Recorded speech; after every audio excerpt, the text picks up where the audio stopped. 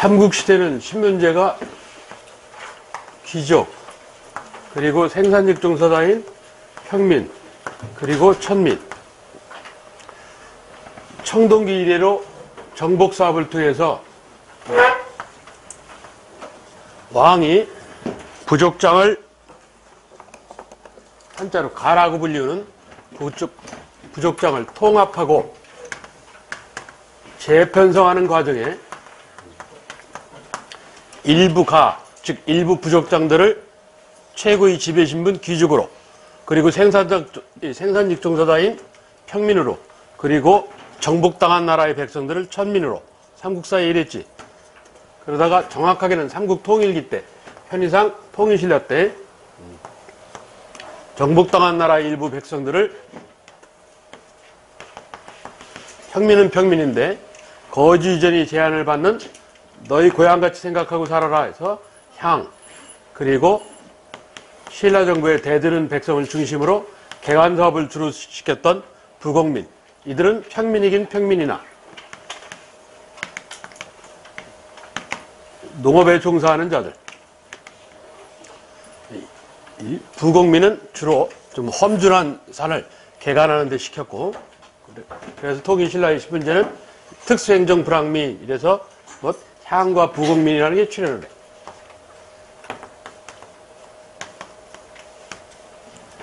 그랬던 것이 신라 하대, 중앙정부가 혼란스러워지기 시작하면서 정치용어인 호족이라는 게 등장하지. 호족은 신분하고는 관계없는 거야. 그러니까 극단적으로 얘기하면 천민도 호족될 수 있고 귀족도 호족될 수 있고, 조건만 맞으면. 조건이라는 건 이 군사적으로 사병을 지닌 자, 그리고 경제적으로 이들 사병을 먹여 살릴 만한 대토지 소유, 즉 농장을 지닌 자, 그리고 사상적으로는 시대의 개혁사상인 선종사상을 지닌 자, 이런 조건에 맞는 자들. 이 호족이 신흥국가인 고려가 건국되는 과정에 왕건의를 따라서 최고의 신분계층인 귀족으로, 그리고 일부는 그냥 지방 세력자로 눌러앉게 되지. 그래서 하급 귀족층인 중간계층이다 해서 중류층. 여하튼 둘 다 지배층. 최초의 하급 지배층이라는 게 출현을 해. 그리고 생산직종사다인 평민, 즉 고려는 오늘날 역사학계가 양민 이런 표현을 써. 평민이라는 소리야. 그리고 우리 의제 한국인 천민. 일관성이 있어. 복잡한 네 신분으로 구성되어 있어. 고려 신분제가 상당히 불삭해. 고려는 고려 전기 대표적인 지배층이 문벌귀족, 고려 후기 대표적인 지배층이 권문세족. 이 둘 간의 공통점은 뭐 첫째, 음서의 혜택을 받는다는 점. 두 번째, 대토지를 지녔다는 점. 즉 농장이라 불리우는. 그리고 세 번째는 왕실과 혼인할 수 있을 정도 사회적인 지체가 높다 해서 이걸 한자로는 통혼권 이런다고. 그리고 보다 더 복잡한 중간계층, 이 중류층도 향리로 대표되는, 과거를 통해서 중앙관직으로 올라갈 수 있는 상위향리가 있고 못 올라가는 하위향리가 있고, 모든 향리가 귀족으로 올라가는 게 아니고 일부 향리만 한다고. 그런데 이 귀족과 하급 지배층인 중류층을 가르는 경계선은 첫째, 음서의 혜택을 받았는가. 두 번째, 공험전을 받았는가. 의 여부에 따라서 음서와 공험전의 혜택을 받으면 귀족, 못 받으면 중류층. 이걸 관품으로 따지면 1에서 5품까지는 귀족, 그리고 6에서 9품까지는 중류층. 이렇게 구분한다고. 그리고 양민, 즉 이 생산직종사의 양민도 고려 성종임금 이래로 현재 대한민국 역사학계는 저 향, 부곡, 그리고 고려는 사회 규모가 신라보다는 커지니까 수공업, 광업, 집단마을은 뭐를 소라는 걸 추가하지.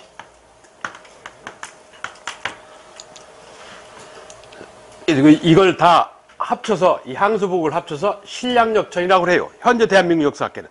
최근에 여러분 책자에는 아직 적용은 안 된 얘기인데 그렇다고. 여하튼 그래서 같은 양민은 양민인데 평민은 평민인데 사회적인 대접이 뭐 천민과 유사한. 그래서 신부는 양민이나 역할이 천하다 해서 신량역 차원 이런다고.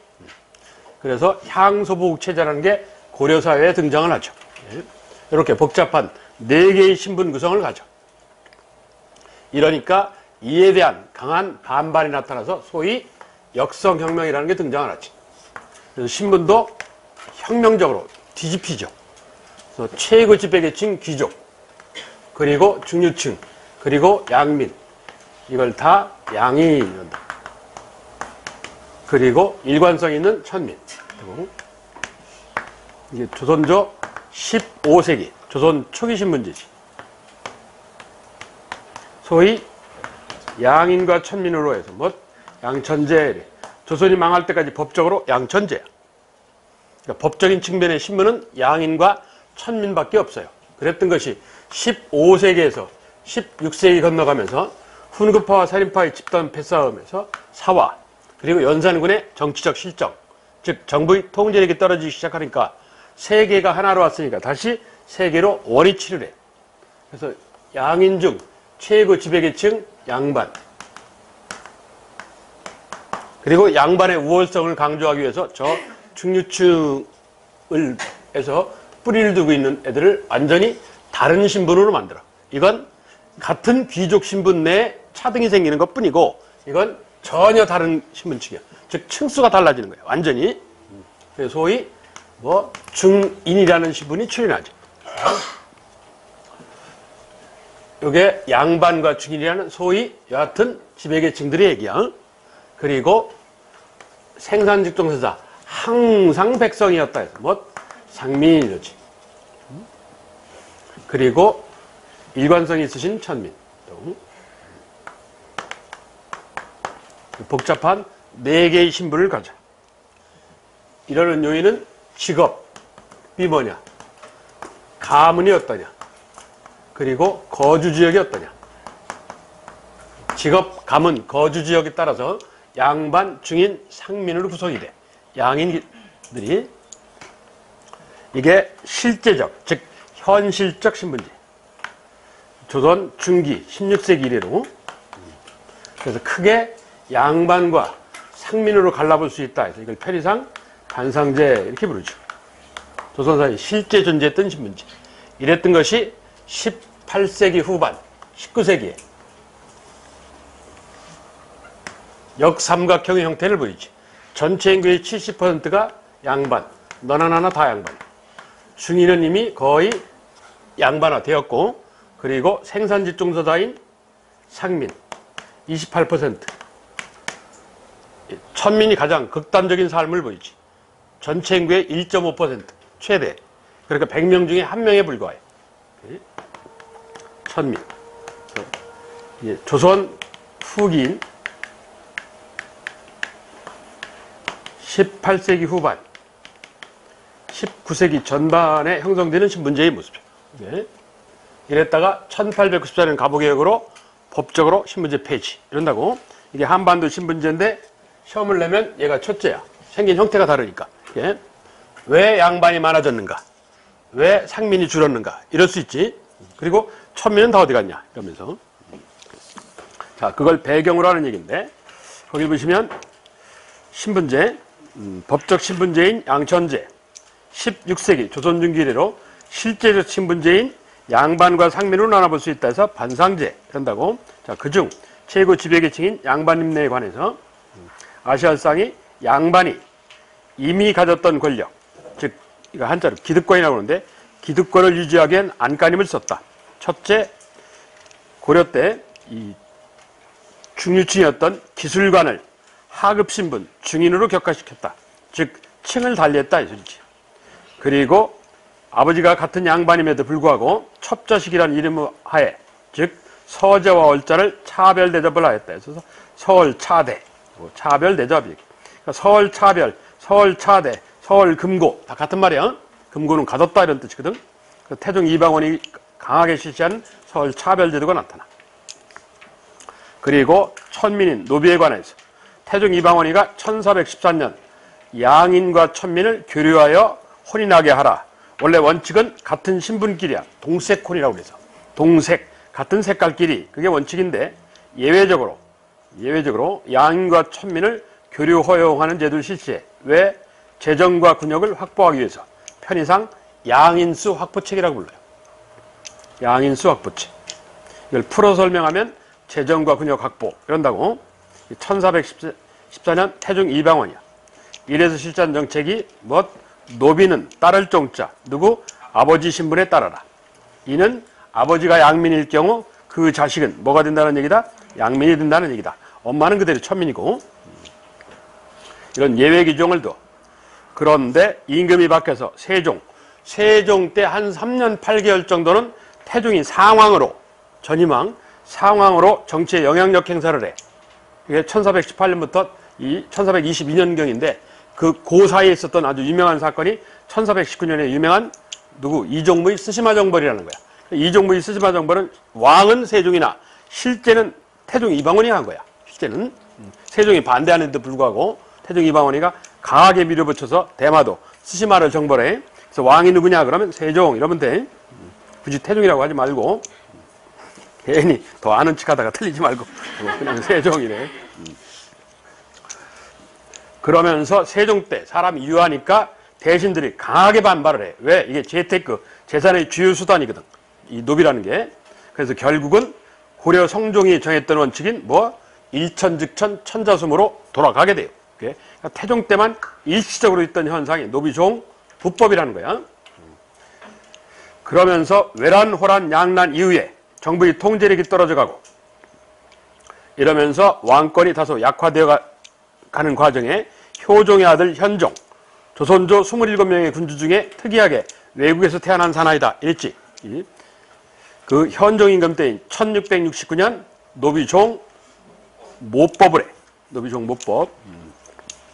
이는 아버지가 천민이고 엄마가 양민인 경우 별로 없어. 별로.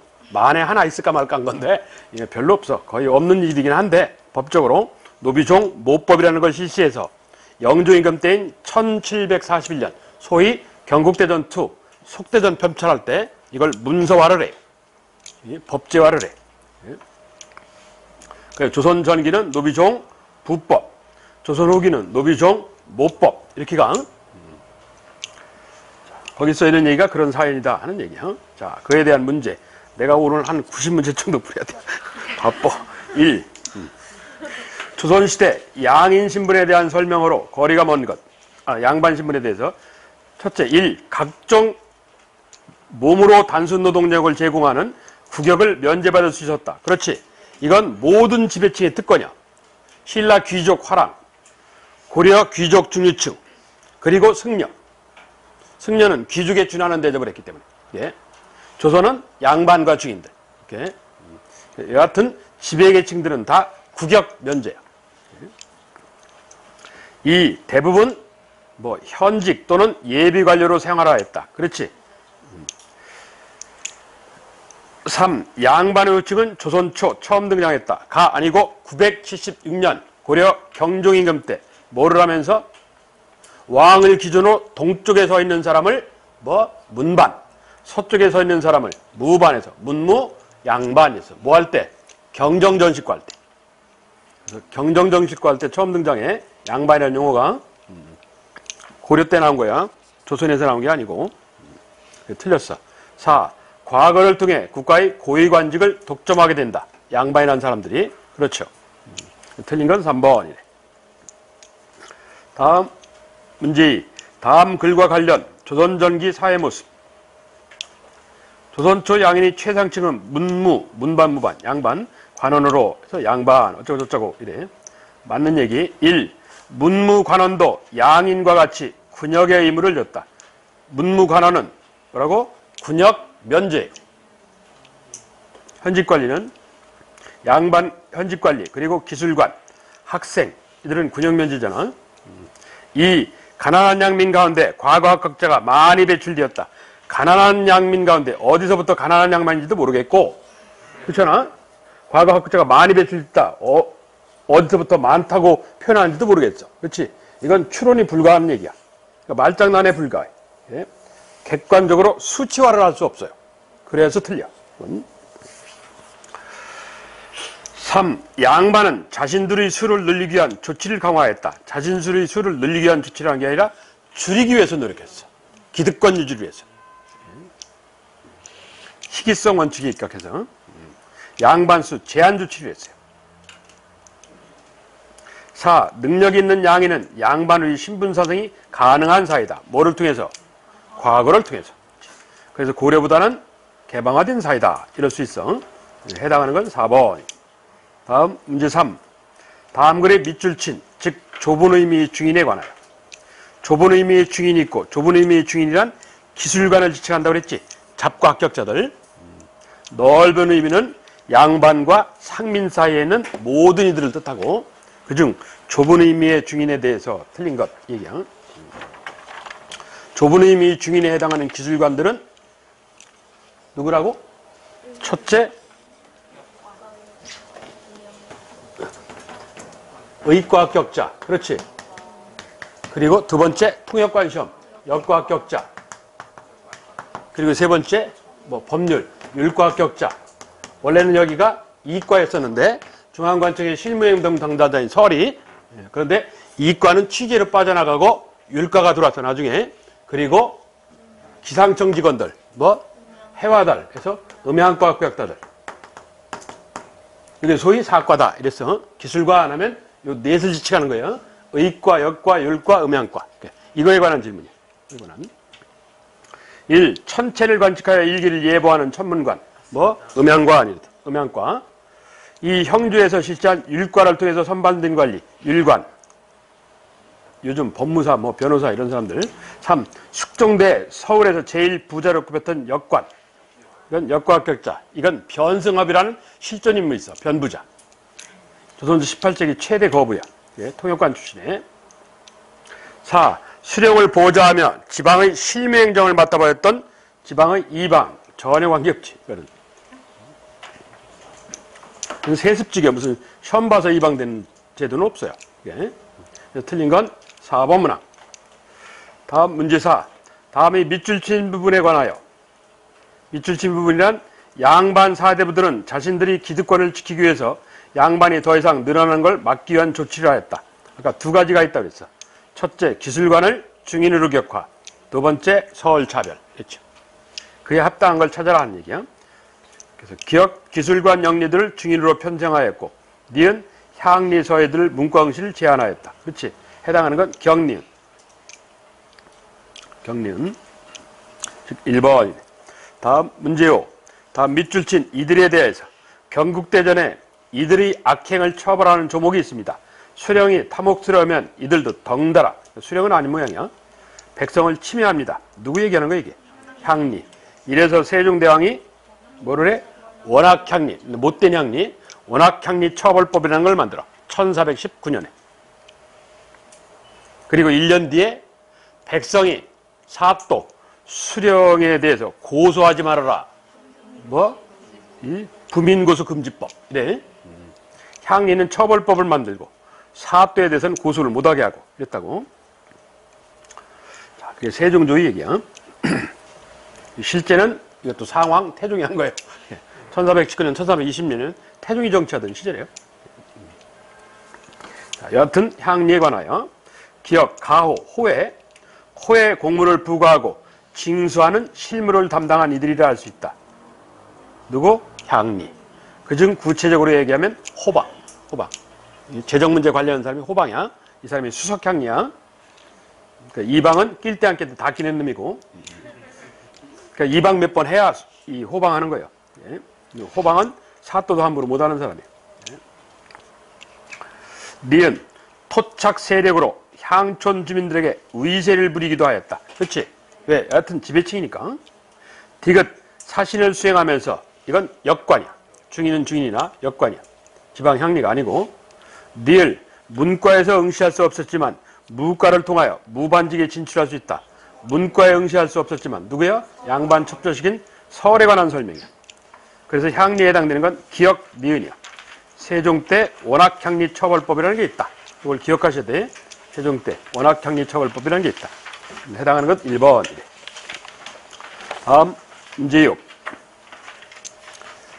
다음 글의 가는 조선전기 어떤 신분인데 가 신분에 관한 가란 경국대전에 보면 가의 자손은 문과, 생원과 그리고 진사과에 응시할 수 없다. 문과 응시 못하면 문과로 들어간 통로인 속과, 생진과 응시도 못해. 당연한 거 아니야? 누구 얘기하는 거예요? 서울 차별, 소위 서울 금고법이라고 그래서 이방원이가 강하게 주장했어. 이걸. 자, 그에 관한 설명이야. 1. 양반 첩자식으로 중인층에 해당된다고 볼 수 있다. 서울. 되는가? 되지. 중인은 아니고 중인 정도의 대접을 받아. 중인은 아니고. 그래서 중인 정도 대접을 받는 서울이다 해서 줄여서 중서 이러죠. 2. 구격을 면제받고 낮은 관직에 오를 수 있다. 이건 중인에 관한 얘기야. 낮은 관직이란 기술직을 지칭해. 3. 양인 중 처역을 담당하는 신량 역천인을 말한다. 이건 평민인 상민을 얘기하고. 4. 조세 공납 역을 부담했으나 과거 응시가 가능하였다. 누구? 상민. 생산직 종사다. 조세 공납 역을 징발하는 건 향리. 고려 향리. 법적으로는 수령. 근데 실제 징발하는 건 향리. 그래서 서울에 해당하는 건 1번. 다음 문제 7. 기역, 니은에 해당하는 신분. 사회 구성원을 자유민인 기역과 비자유민인 니은으로 구분하는 양천제가 이랬으니까 기역은 양인, 니은은 천민. 이건네. 양천인. 자, 양인 천민에 관해서. 기역, 양인 내부에 양반과 상민으로 분화된다. 그렇죠. 니은, 양인과 천민은 모두 과거 응시에 제한이 없다. 아니지. 천민은 과거 응시 못해. 천민은 인간이 아니라니까. 뿔없는 왕소야. 틀렸고. 디귿. 천민의 백정은 고려시대 기역신분, 양인신분에 해당한다 할 수 있다. 그렇지. 조선 백정은 천민으로 도산업 종사하는 자고 고려 백정은 평민으로 생산직에 종사하는 자, 즉 농업에 종사하는 자. 이 얘기야. 결국은 맞죠. 이 얘기는. 디을. 이 니은의 즉 천인 신량역천은 이 신량역천은 양민이야. 천민이 아니고. 그래서 해당되는 건 기역과 디귿. 기역과 디귿. 즉 2번 이러네. 다음 문제 8. 조선 초 상민에 관하여 틀린 내용. 1. 직역, 가문, 거주적에 따라서 권리 의무에 차이가 있게 된다. 그렇지. 아까 얘기를 했어. 그중 그렇지. 이 얘기와 관련해서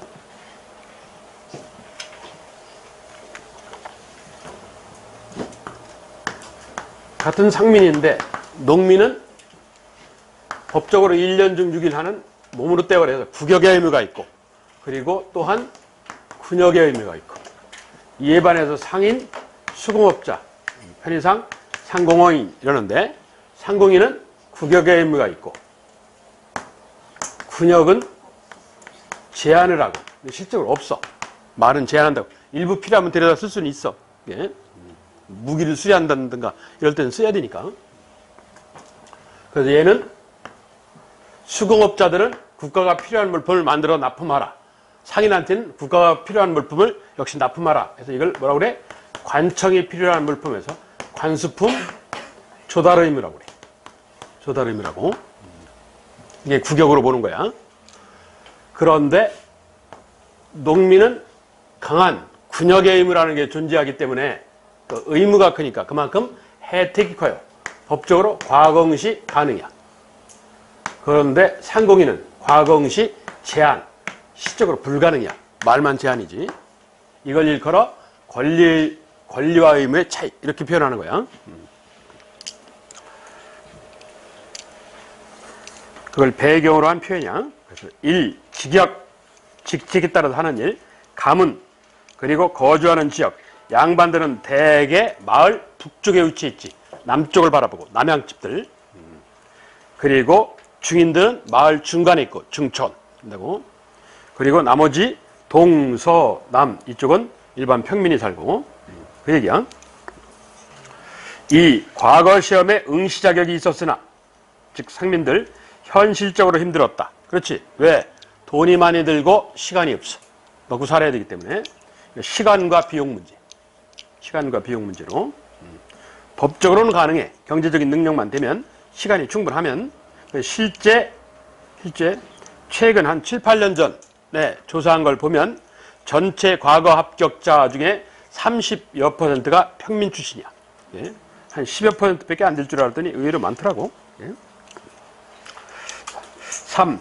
군역을 지는 대신 법적으로 교육과 정치적 출세의 기회를 허용받게 된다. 그렇지. 4. 전세, 즉 토지세, 역 공납 의무가 있고 농민보다 공장 상인, 합쳐서 상공인 우대를 받았다. 아니지. 농민이 더 우대를 받았어. 농민이.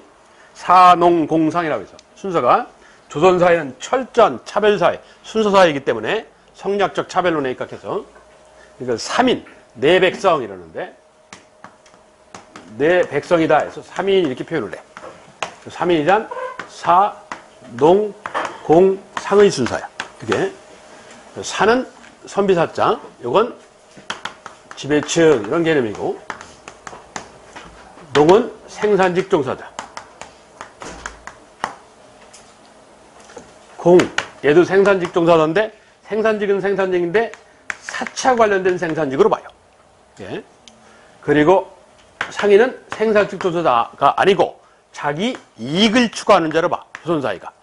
그래서 상업을 가장 끝에 있는 업종으로 봐요. 말업 이런다고. 이런 순서예요. 산업공상의 순서야. 그 얘기야. 그래서 농민 밑에 수공업자 그리고 상인 이렇게 돼 있어. 전세, 역, 공납의 의무가 있었고 농민보다는 공장, 즉 수공업자와 상인이 우대를 받았다가 아니고 농민이 더 우대를 받았어.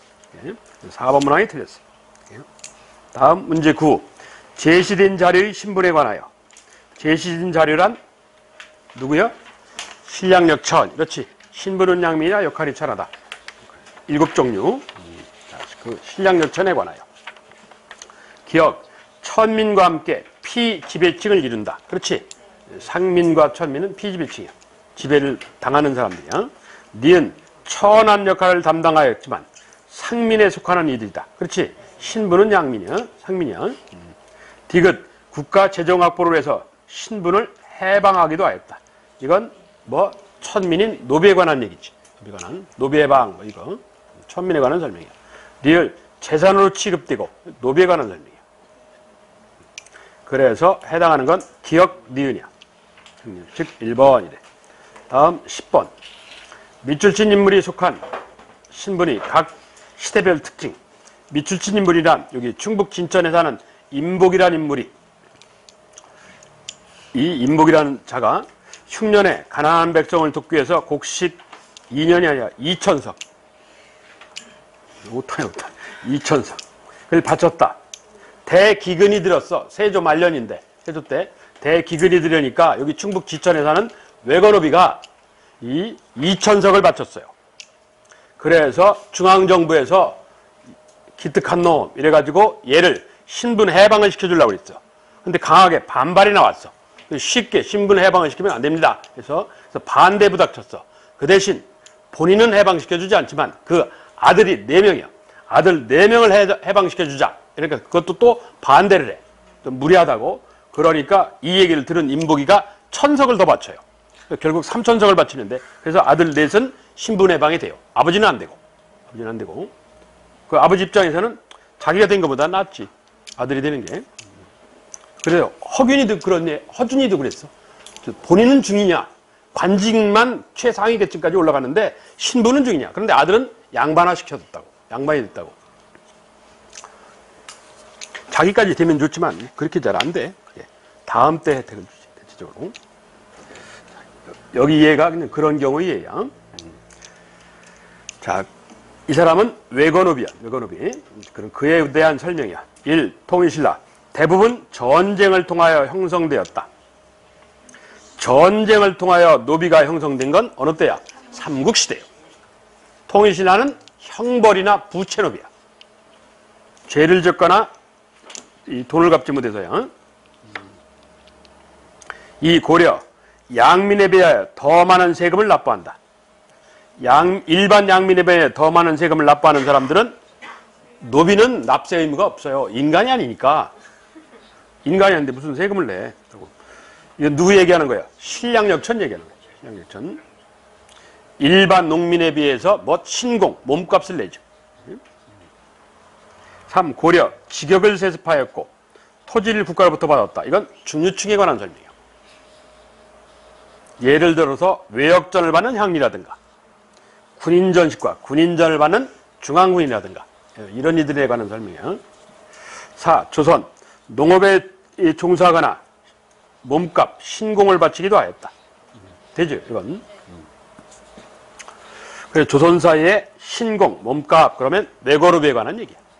고려는 신공, 몸값 그러면 둘이지. 첫째 외거노비, 두 번째 신량역천. 이렇게 둘이 있어. 자, 해당하는 것 4번. 11번. 조선전기 사회신분제인데 맞는 것. 1. 갑은 아버지가 노비여서 국역의 의무를 졌다. 노비는 의무가 없어. 의무가 있으면 권리를 줘야 되거든. 권리 의무는 같이 따라다니는 거기 때문에. 2.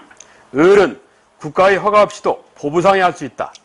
보부상은 관허, 관청의 허락하야 하는 거야. 관상이야, 관상. 관허 행상단이라고 그래. 3. 병은 농민이어서 과학에 응시할 수 있다. 없다. 법적으로 응시가 가능해. 4. 정승의 아들인, 정승이란 정일품을 얘기하는데, 삼정승. 정승의 아들인 정은 뭐 문음의 혜택을 받을 수 있다. 몇 품까지? 2품까지. 그러니까 1품이니까 가능해. 그건 맞는 설명은 4번 문항 하나밖에 없네. 다음 문제 12. 조선시대 호적제다. 호적은 3년에 한 번씩 작성하죠. 1. 16세에서 60세 이하의 남성만을 기재한다. 호적. 16세에서 60세 이하의 남성만을 기재한다. 맞아요? 남녀를 기재. 남녀. 군사복무가 정남이지. 호적은 남녀를 다 기재를 해. 틀렸고. 2. 소유한 토지의 면적, 가옥 규모를 기재한다. 호적에 소유 토지 면적, 가옥 규모를 기재한다. 저 뭐 같아? 아니 어디에 저렇게 돼 있어? 양안은 토지장부요. 가옥을 왜 써? 양안에다가. 그렇잖아. 저건 어느 장부가 이렇게 돼 있어요? 소유 토지 가옥 규모. 뭐요? 유산 분배. 그걸 분재기라고 그래요. 분재. 재물을 나눈다 해서 분재기. 퇴계의 왕의 유산 분배기 아주 유명해. 율곡이의 분재기도 아주 유명하고. 예. 일종의 유언. 유산 분배기. 그걸 분재기라고 불러. 거기에 나오는 얘기예요. 있는 재산을 다 정리를 한다고. 그래서 누구한테 이렇게 문서화해. 그래야 후일 말썽의 소지가 없으니까. 그 유산 분배서를 분재라고 그래. 재물을 나눈다 이래가지고 분재기라는 거야. 3. 호주의 부친 그리고 뭐 할아버지, 조부, 그리고 증조할아버지, 증조부 그리고 외조부를 기재한다. 호적 되는가? 되지. 이건 처의 조부도 기재를 해. 처의 조부도. 호주 본인만 기재하는 게 아니고. 4. 세종 때 호적의 기능을 보완하기 위해서 인보제라는 걸 새로 만들었다. 세종이 아니고 태종 때야. 태종 이방원일 때. 그래서 이 인보제로 호적을 보완하기 위한 수단으로 인보제로 나타난 게 뭐가 나타나? 호패법. 나중에 오가작통법 이런 것들이 나타나. 그래서 호적에 대한 설명으로 합당한 건 3번 문항 하나야. 자, 13번 호패. 요즘 말로 주민증. 호패에 관하여 틀린 것. 태종 때 나왔다는 1. 신분에 따라서 호패의 재질과 기록 내용을 달리하였다. 왜? 일단서지 도망가니까. 도망가는 놈 잡으려는 이걸 유민이라고 그러는데 유랑민 방정으로 나온 거야. 그러니까 아까 얘기한 정승 같은 사람은 도망갈 이유가 없지.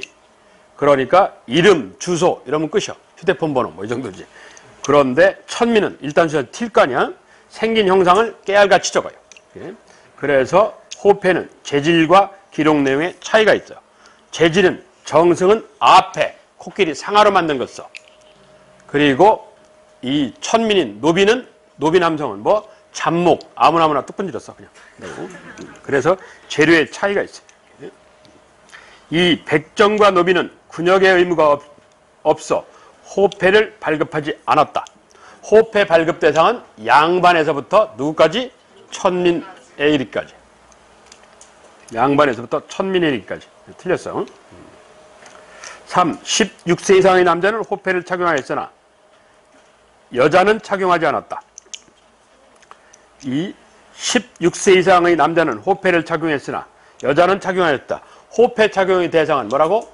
양반에서부터 천민까지. 그래서 16세에서 60세의 남자. 그래. 일컬어 정남.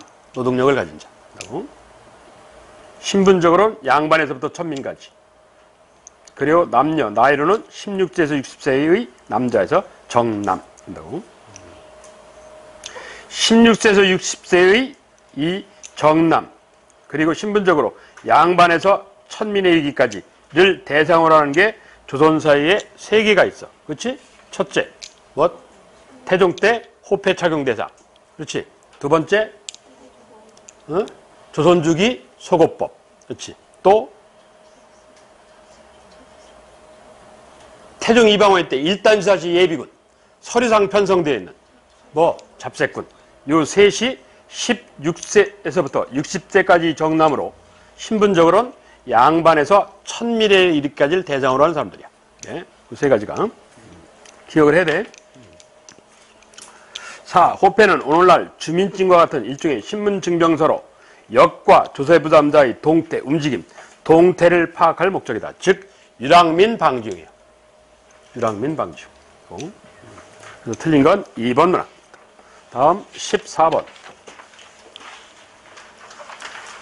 다음 제도에 대한 설명으로 틀린 것. 굶주린 백성 구제를 목적으로 하는 진율제도로 빈민에게 양곡 및 종자를 나라의 곡식으로 구워주었다가 이랬어. 종전에 창고의 곡식을 구워줄 때 이자를 수납하지 않고 가을에 원곡만을 회수했으니 세종 때부터는 이자를 받기 시작했다. 초에는 안 받다가 이게 뭐야? 빈민 구제책인 의로운 일을 하는 창고다 해서 의창 하는 거지. 의창. 틀린 거. 1. 백성을 수탈하는 수단으로 변질되기도 하였다. 그렇지. 2. 고구려 진대법과 유사 기능이다. 그렇지. 그런데 고구려 진대법은 끝끝내 이자가 없어. 3. 농민이 토지 이탈을 방지하기 위함이다. 그렇지. 아까 호패를 만드는 이유가 뭐라고? 유민방지라고 했지. 유랑민방지. 유민방지도 근원적으로 뭐냐면 토지 이탈 통제책이라는 게.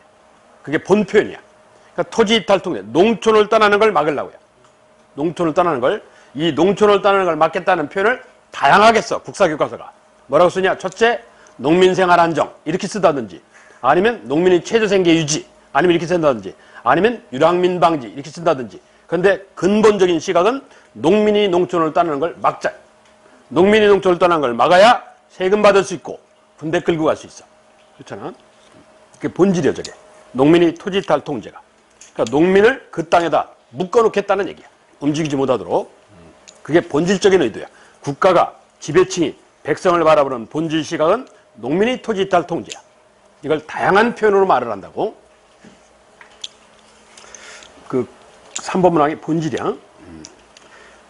저 의창제도를 실시하는 것도 저 토지 이탈 통제야. 회유책의 일환으로. 회유책을 쓸 수도 있고 호패법 같은 강경책을 쓸 수도 있고 그런다고. 여하튼 본질적 시각은 토지 이탈 통제야. 4. 이자 수입으로 제위부를 만들어 빈민을 구제하였다. 이자 수입으로 제위부를 만든 건 아니라고 그랬지. 제위부는 그냥 빈민 구제용으로 광종의 특별명령으로 한 제도야. 틀린 건 4번 문항이야. 다음 문제 15. 다음 중 조선 법률과 관련해서 틀린 것. 1. 사법기관과 행정기관의 분리가 완전히 이루어진 사회다. 사법기관과 행정기관의 분리가 이루어졌다. 아니지. 아니라는 대표적인 예가 어디냐? 서울시청 한성부야. 한성부는 서울시청인데 무슨 기능이 있다고? 사법 기능이 있어. 경제 문제에 관한, 즉 토지 가옥에 관한 재판권이 있어요. 그래서 사법기관과 행정기관이 완전히 분리되지는 못했어. 그 예가 서울시청 한성부예요. 예? 1번 문항 틀렸네. 나머지는 다 맞아야지 뭐. 형벌은 태장도유 사이 오형이 있다. 고려도 조선도 태장도는 요즘 말로 하면 경범죄, 지방관이 재판할 수 있고, 유배양과 사양은 중재, 중앙정부만이 할 수 있고 이렇다고. 3. 기본법전이 있기는 하였지만 실제적으로 관습법과 대명률이 적용된 사회. 맞아요? 기본법전이 있기는 하였으나 실제적으로는 관습법과 대명률이 적용된 사회다.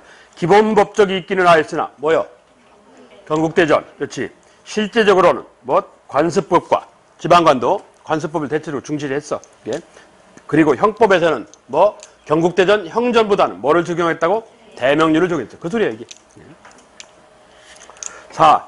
재판에 불만이 있을 경우 다른 관청이나 상부관청에 소송을 제기할 수 있다. 예를 들어 이 대표적인 예가 있지. 태종 이방원이가 실시했던 뭐? 신문구 제도. 신문구가 아니더라도 그렇게 할 수 있어.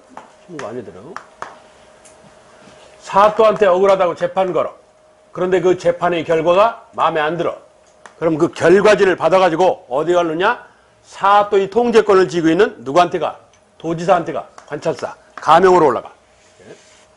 관찰사한테 재판을 걸어. 근데 같은 양반놈들 아니야. 또 이게 마음에 안 들어.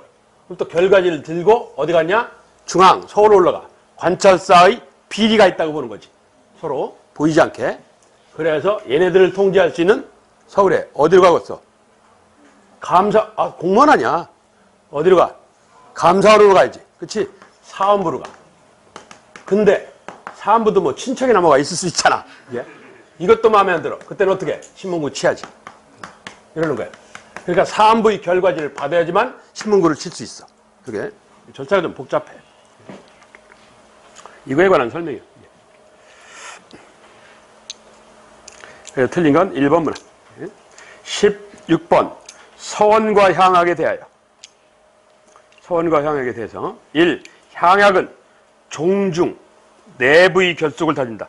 종중 내부의 결속을 다진다. 이게 뭘 것 같아? 종중이라는 게 뭐예요? 집안. 내부의 결속을 다진다. 그럼 뭐가 있어? 족보요. 족보에 관한 설명이에요. 그래서 읽으면서 설명을 안 한 거예요. 족보. 2. 서원은 부목군연에 하나씩 건립되었다.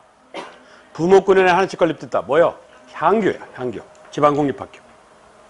중앙정부에서 큰 데는 교수를 파견하고 작은 데는 뭐?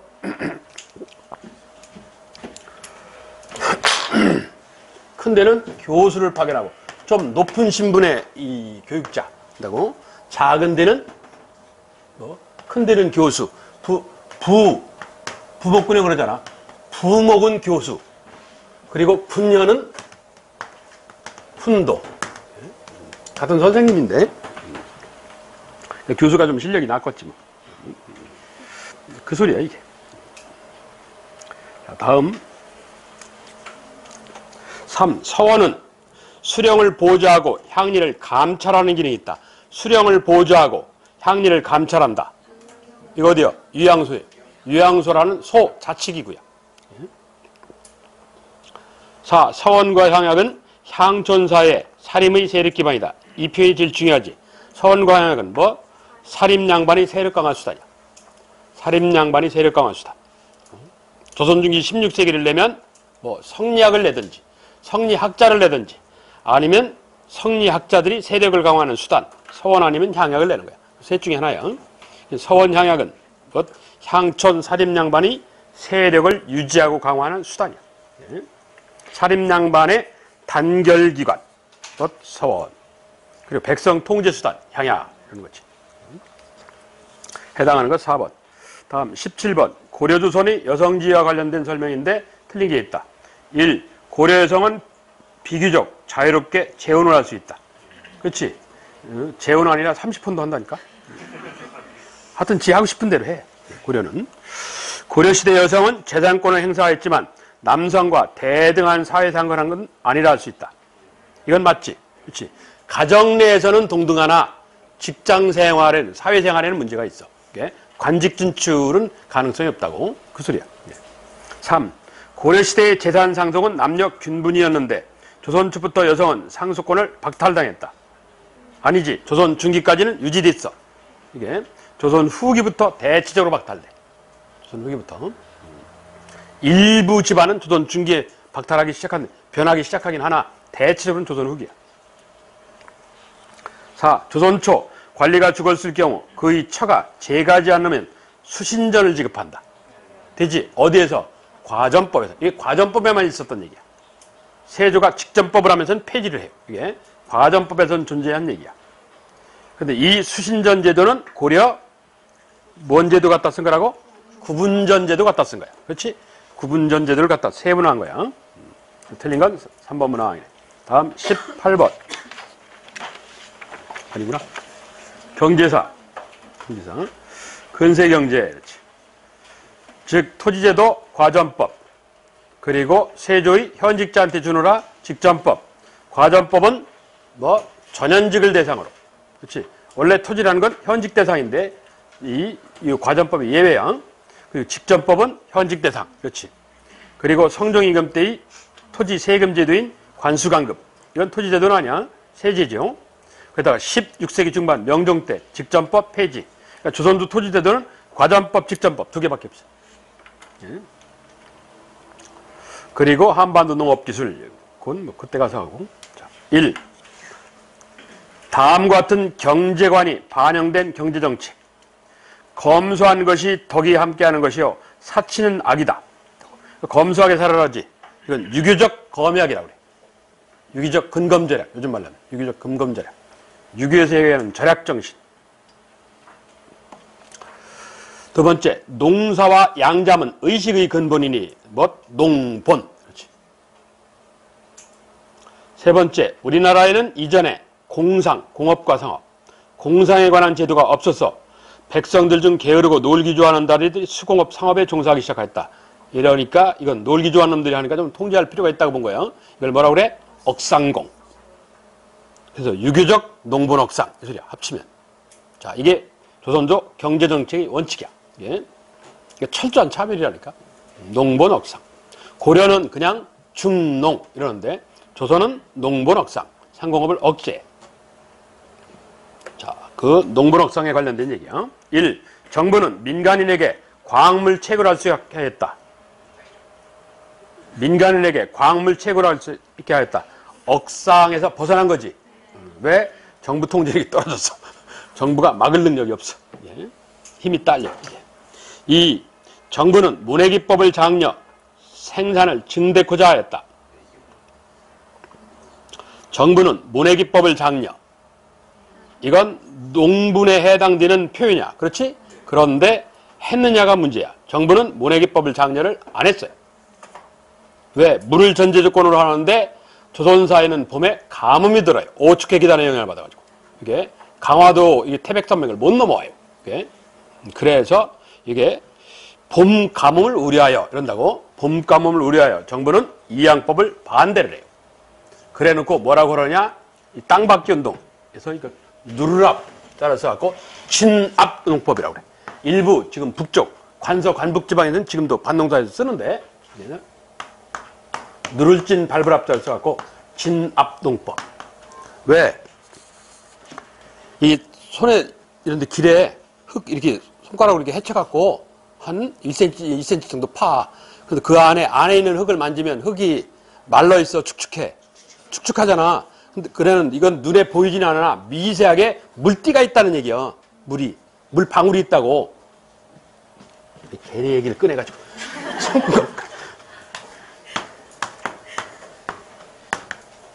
바쁘니까 이게 대충 쓸게.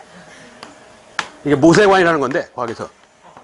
펄같이 가느다란 파이프. 그러니까 펄같이 가느다란 물띠가 형성돼 있단 말이야. 그걸 밟아갖고 터트려갖고 땅에다가 공급해주라는 얘기야. 그래서 누를진 발풀 앞에서 진압동법이라고 그래. 그 옛날엔 조선조 전기사에는 대부분 땅받기 운동을 했다고. 신받기라고 그래갖고. 그 얘기야. 물이 없으니까 이래라 하는 얘기야. 예. 그래서 조선 정부는 봄 가뭄을 우려하여 이양법을 반대하고 나섰어. 그래서 농사직설이라는 책자에도 이양법은 소개를 했어요. 소개하나 권장하지는 않았어요. 예? 그럼 이양법을 권장한 책은 이양법 파급에 큰 역할을 한 책이 하나가 있어. 조선주 후기에 뭐가 있어? 효종 때 농가 집성이라는 책이야. 예?